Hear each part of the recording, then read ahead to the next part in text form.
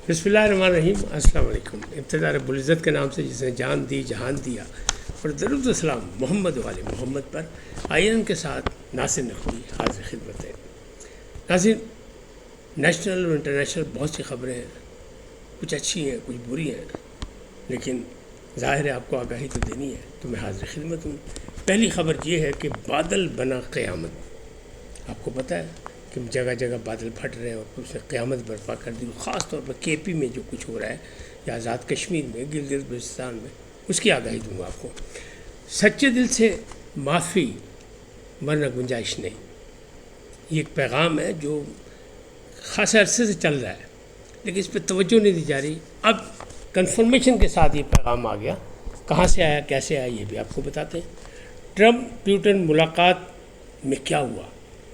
बड़ी अहम मुलाकात थी, इंटरनेशनल लेवल की, और इसमें बहुत से मसाइल, लेकिन हुआ क्या, इससे भी आपको आगाह करूँगा। उमर अयूब के लिए कानूनी जंग, आपको पता हो नाहल हो गए और अपोजिशन लीडर भी नहीं रहे, ना मेंबर कौमी असम्बली रहे, तो उनकी अब कानूनी जंग। ये क्या कहा, किसने कहा, यही बताऊँगा। और ग्रैंड अलायंस बन गया कि नहीं, यानी अपोजिशन का जो है उसका एक इजलास चल रहा था, इसके बारे में पूछा गया किसी से, तो उन्होंने क्या कहा। इन तमाम बातों पर गुफ्तगू करता हूँ, लेकिन पहले आपसे गुजारिश कि आइए इनको सब्सक्राइब करें, लाइक करें, घंटी का बटन दबाना भूलें और अपनी कीमती राय का इज़हार अपनी शख्सियत के मुताबिक करें। जी नाज़रीन, पहली बात, क़यामत बर्पा हो चुकी है केपी में, यानी उसमें गिलगित बल्तिस्तान भी शामिल कर लें और आज़ाद कश्मीर भी शामिल कर लें। जगह जगह बादल फटा और उसने क़यामत बर्पा कर दी। सबसे ज़्यादा नुकसान जो है बनेर में हुआ, और वहाँ कोई पुरसान हाल नहीं है। अगर कोई है तो वो फिर अफवाज पाकिस्तान के जवान हैं जो हर बुरे वक्त पर आते हैं। और केपी के से सबसे ज़्यादा गालियाँ जो दी गई इंतज़ामिया या हुकूमत की जानिब से या वहाँ की बरसर इक़्तिदार पार्टी की तरफ से, उसने हमेशा फ़ौज को गालियाँ दी। और अभी जब ऑपरेशन शुरू हुआ था बाजोड़ में, तो उस पर भी यानी चीफ पैटर्न ने भी कहा कि अगर गंडापुर ऑपरेशन नहीं रोक सकते तो फिर हुकूमत छोड़ दें। और गंडापुर साहब ने भी कहा हुकूमत नहीं है, गंडापुर साहब ने भी कहा और असद कैसर ने भी कहा कि हम ऑपरेशन नहीं होने देंगे, फ़ौज को वापस जाना चाहिए। लेकिन इस वक्त पूरे सूबे की अगर ज़िम्मेदार है तो फ़ौज है, लोकल इंतज़ामिया गायब, मुकामी MPMNA गायब, और बारिश और पानी ने लोगों के कच्चे घर नहीं पक्के घर भी बहा दिए, और तादाद जो है मरने वालों की वो तकरीबन 300 से भी बढ़ चुकी है। और वज़ीर आला साहब जो है उन्हें सिर्फ एक वीडियो पैगाम दिया है कि हम सब कुछ कर रहे हैं। और एक कल मैंने आपको बताया था कि एक हेलीकॉप्टर तबाह हो गया, दूसरा हेलीकॉप्टर उन्हें दे दिया। ये उनकी मेहरबानी है, उन्होंने एहसान किया कौम पे। लेकिन बाकी जो इंतज़ाम है हर जगह वहाँ यही नज़र आ रहे हैं, मतलब फ़ौज के जवान नज़र आ रहे हैं लोगों की मदद करते हुए, क्योंकि आसमानी आफत कहीं भी आ सकती है और ये पूरे पाकिस्तान में आ सकती है। क्योंकि आलमी रिपोर्ट के मुताबिक ये क़ब्ल अज़ वक्त बता दिया गया था कि मौसमी तब्दीली का सबसे ज़्यादा असर पाकिस्तान पर पड़ेगा। और ये दुनिया ने कहा था, हमने नहीं कहा था कि हमारी हुकूमत ने कह दिया और हम कहें जी ऐसी, हमने इसलिए यकीन नहीं किया, नहीं, दुनिया ने कहा था। और हमारे कौमी अदारों ने इंफॉर्मेशन दी थी कि इस दफ़ा बारिशें बहुत ज़्यादा होंगी और ख़तरनाक हद तक इससे नुकसानात हो सकते हैं, लिहाजा बाकायदा तैयारी कर ले इसके लिए। लेकिन नहीं समझे लोग, ना हुकूमतों ने उस अंदाज में किया, और अगर किया भी तो ऐसा ही जब आसमानी आफत आती है उसमें तो सब कुछ बह जाता है, तो वो बह गया। तो इस वक्त बहुत बुरे हालात हैं, बाजोड़ में भी, बुनेर में भी, फिर सवात में भी, गिलगित बल्तिस्तान में भी, आज़ाद कश्मीर में भी। तो अल्लाह से दुआ पनाह मांगनी चाहिए कि अल्लाह सब पर रहम करे। आपको पता है गुज़श्ता दिनों जो है वो चकवाल में भी ये बादल फटे थे, तो उससे भी आफत आई थी, वहाँ भी बहुत नुकसान हुआ था। तो ये कहीं भी आ सकती है क्योंकि मौसमी तब्दीली है, और दुनिया भर में मौसमी तब्दीली है, ये कोई नई बात नहीं है। बल्कि अगर आप देखें तो तरक्की याफ्ता ममालिक में भी जहाँ सैलाब आया, इस तरह पानी आया, सुनामी आया, तो वहाँ कोई इसे कंट्रोल नहीं कर सका।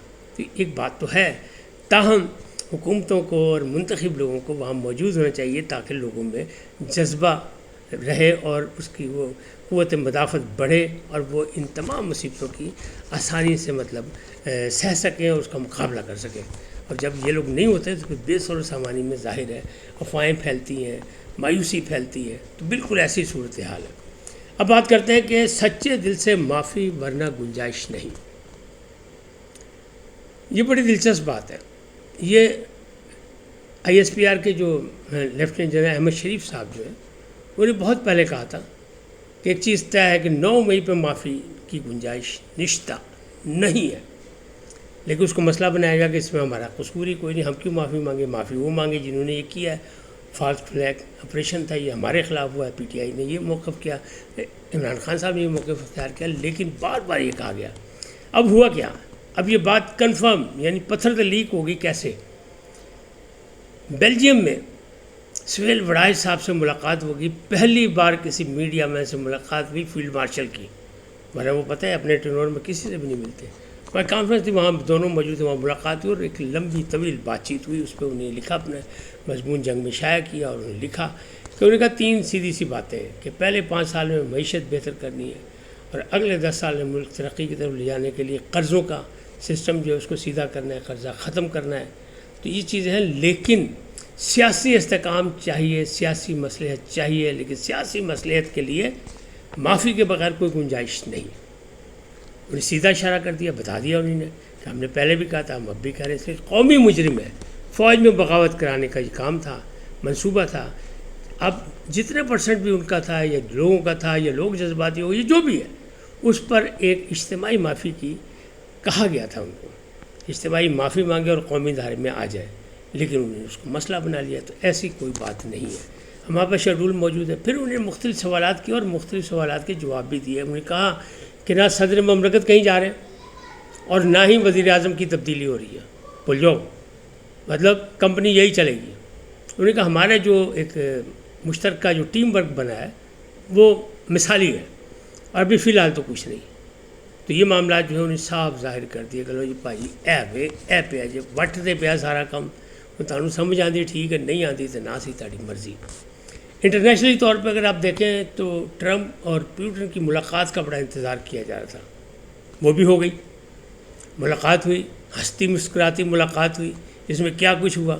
اس میں ہوا یہ کہ یہ پہلی ملاقات ہے جو طویل تو تھی، ملاقات اچھی تھی، لیکن اس میں پیوٹن بولتے رہے، ٹرمپ کو انہیں بولنے نہیں دیا، یعنی فل وہ ہوم ورک کر کے آئے تھے، تیاری سے آئے۔ اور پھر انہوں نے فقرہ کیا کہا؟ انہوں نے کہا جناب جو زمین روسی فوج کے پیروں کے نیچے ہے وہ روس کی ہے بس، اور میں اس حالت میں جنگ بند کرنے کو تیار نہیں ہوں۔ لیکن انہوں نے کہا کہ ہمیں یہ بھی پتہ ہے کہ اگر جو بائیڈن نہ ہوتا، ٹرمپ ہوتے اس وقت انتخابات میں دھاندلی کر کے جو بائیڈن کو نہ جتایا جاتا، یعنی مکھن بھی چھوٹے انہوں نے، ایسا ہالینڈ کا مکھن چھوٹے پیوٹن صاحب نے کہ ٹرمپ دیکھتے ہی رہ گئے۔ اور انہوں نے مکھن پھینکا، انہوں نے کہا جناب اگر آپ کے ساتھ زیادتی نہ ہوتی، دھاندلی نہ ہوتی الیکشن میں اور آپ ہوتے تو پھر لڑائی نہیں ہوتی، کیونکہ آپ تو امن پسند ہے۔ اور انہوں نے اب بھی یہ کہا ہے کہ ابھی بڑی آپ کی امن کی جو کوششیں اس کو ہم سراہتے ہیں، آپ کی کوششیں خواہشیں جو بالکل صحیح ہے اور ہونا چاہیے، امن ہونا چاہیے، لیکن ایسا ہو نہیں پا رہا، اس لیے کہ معاملات جو ہیں وہ گڑبڑ ہے، بہت تاخیر ہو گئی۔ دوسری جانب جو ہے یعنی روشیا نے اپنے انتظامات بھی کر لیے، مختلف بارڈرز پہ مختلف ایسے علاقوں میں میزائل پہنچا دیے، سکندر میزائل پہنچا دیا، لگا دیا، بہت تیاری کر لی کہ جہاں سے فائر کرے تو سیدھا یورپ پہ۔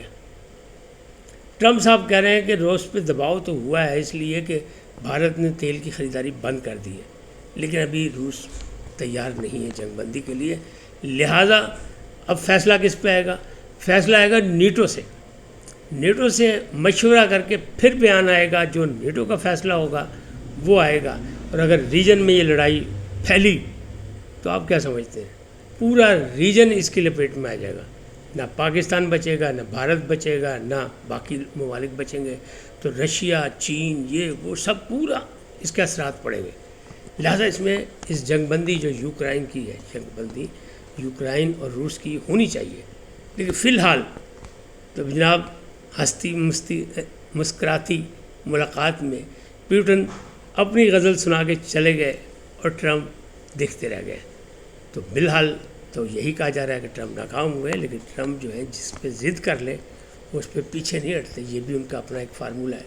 اب اگلی بات کرتے ہیں کہ عمر ایوب خان نااہل ہے، قومی اسمبلی سے نااہل، اپوزیشن لیڈر سے فارغ ہو گئے، سب کچھ ہو گئے، تو علی ظفر سینیٹر جو ہے وہ یہ کہہ رہے ہیں کہ ہم ان کی قانونی جنگ لڑیں گے۔ تو اب دیکھا جائے کہ پی ٹی آئی نے جتنی بھی قانونی جنگ لڑی بمائے اپنے چیف کے، اپنے بانی کے، اس میں شکست ہوئی، اس لیے کہ ان لوگوں نے نان سیریس رویہ، ان کے وکلا میں نان سیریس رویہ اختیار کیا، تو معاملات گڑبڑ ہیں، اور عمر ایوب کی بھی بحالی کے چانسز نہیں لگ رہے ہیں۔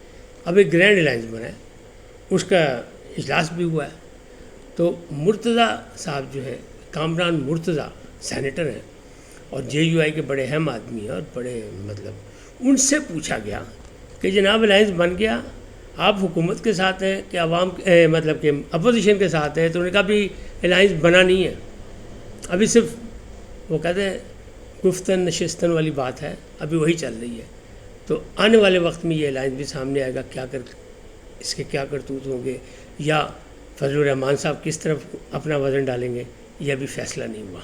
اس وقت تک اتنا ہی، پھر ملیں گے نئے موضوع کے ساتھ۔ جاتے جاتے آپ سے درخواست آئی ہے کو سبسکرائب کریں، لائک کریں، گھنٹی کا بٹن دبانا بھولیں، اپنی قیمتی رائے کا اظہار اپنی شخصیت کے مطابق کریں، سدا سلامت رہیں، لیکن پہلے پاکستان زندہ باد، پاک افواج پائندہ باد، سدا سلامت رہیں، اللہ نگہبان۔